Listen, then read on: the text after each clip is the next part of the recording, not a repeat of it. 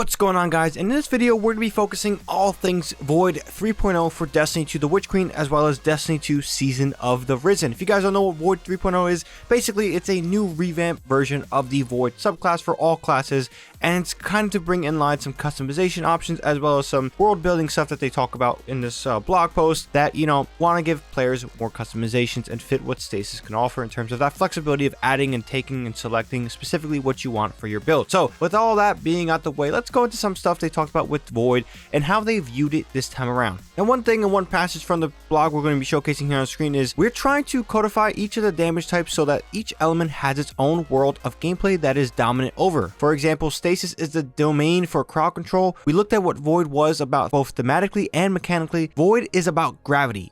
It's about space. It's about the cosmic. That means we want things to feel like you're shooting black holes that drag people in. There's a lot of personality we can draw from that creates cool mechanics. So again, they want each subclass, like it is with Stasis, to have a specific role within the sandbox. Now, they are being very specific from what it seems to PvE scenarios. We have to wait and see how this translates to PvP. But priority-wise, and I think it's the right choice, focus on PvE when determining some of these design choices. And Void about gravity and about space and about the cosmic definitely fits what it is. Again, Stasis is slowing things down, freezing, and crowd controlling, and that's kind of what it always was when it was implemented. So seeing that built in is very good. Now, we all know that aspects and fragments like Stasis are going to be the main way to customize Void 3.0, and specifically it's continuing exactly how it was with Stasis. Now, one thing I haven't seen yet, but I'm sure it's going to be a thing, is negatives and buffs to whatever you choose with your aspects and fragments, but it's very good in that manner. Now, they also do get into specifics of what we are going to be seeing with each subclass, and as well as showcasing with video context what they mean specifically. So with the Titan, because I'm a Titan main, and I've actually loved Sentinel Shield recently, or the Sentinel Ward of Dawn, and just running Void builds for Titans. It's something I'm very excited to be doing in a new sense of Void 3.0. A Void enabled Titan is a steer wall shield of the fire team, whether serving up the Ward of Dawn protective bubbles to withstand furious enemy assaults,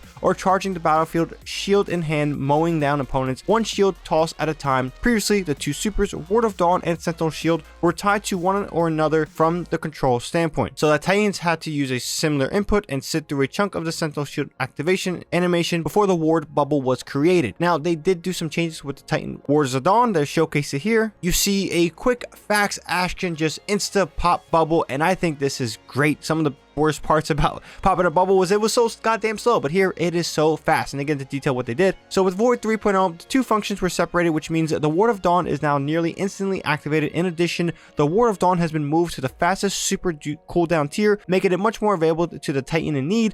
This change means it's a much better reactionary defensive tool, said Destiny designer Mike Humboldt. So in his example, if a hunter were to jump at you and cast a blade barrage, the Titan can pretty much reliably activate Ward of Dawn before any of the enemy supers land and survive as a result. This should definitely help with battling Hive Guardians, which look to be a formidable foe in the new sandbox. Just as before, Sentinel Shield will allow Titans to traverse the battlefield, bashing foes with their Void Shield or tossing their shield as melee attacks. Thrown shields will damage opponents and apply volatile if controlled demolition is equipped, while Shield Bash will kill and grant full overshield. Now, here they're going to highlight the Titan's offensive bulk ward, which is, I guess, a new version of the shield. And as you notice, you can also get a overshield once you put this down. I think it's very helpful as a defensive tool if you guys want to be a little bit more aggressive. But again, I love stuff like this in terms of customization and options for the player. Now, they talk about three different Titan aspects to choose from with Void 3.0. Controlled demolition, hitting a target with a Void ability or volatile demolition will make them volatile. Bastion,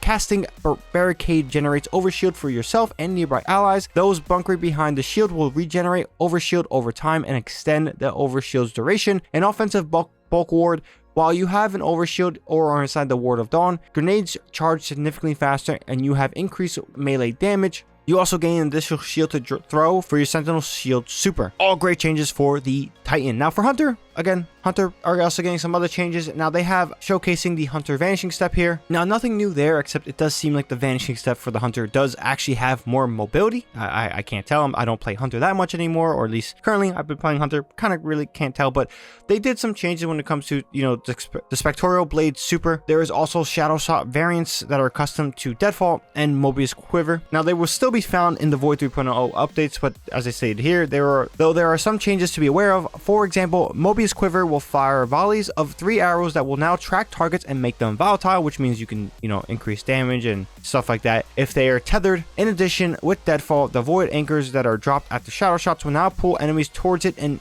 when it impacts a surface or a target. The Hunter's Snare Bomb melee ability will now weaken opponents. In PvP, players caught in the Snare Bomb will have their HUD removed, an obscuring screen effect applied for a short period of time. Now, we also see the Mobius Quiver, the Trapper's Ambush, and the Styles Executioner in action right here in this video. So as you can see in that video, they highlighted the Mobius Quiver, the Taper's Ambush, and the Stylish Executioner, all 3 different things that were coming. Now, Stylish Executioner is more of a aspect. We'll get into that when we talk about the aspect, which is right now. So there's 3 Void aspects to choose from, similar to Titan.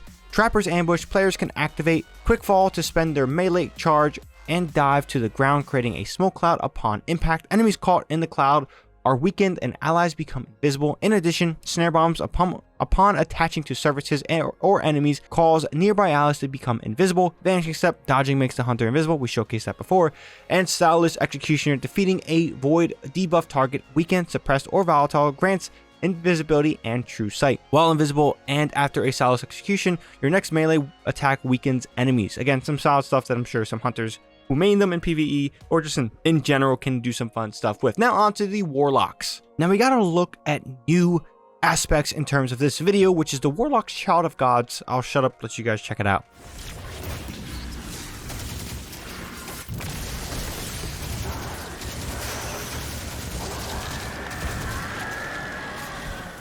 Now, this is one of 3 aspects you can wield with Void 3.0 for the Warlock, and it's pretty cool. Some of the Warlock stuff is definitely on the cooler side of things in terms of changes. I'm actually excited for Warlocks to get some more PvE aspects and things to do, because they can be pretty effective when utilized right. So let's talk about some of the things we got added in, or at least aspects that will be occurring with the Warlock subclass. So we got Chaos Accelerant. Hold down the grenade button to overcharge your Vortex, Axion Bolt, Scatter, and Magnetic Grenades. Magnetic Grenades create overcharge into a handheld supernova.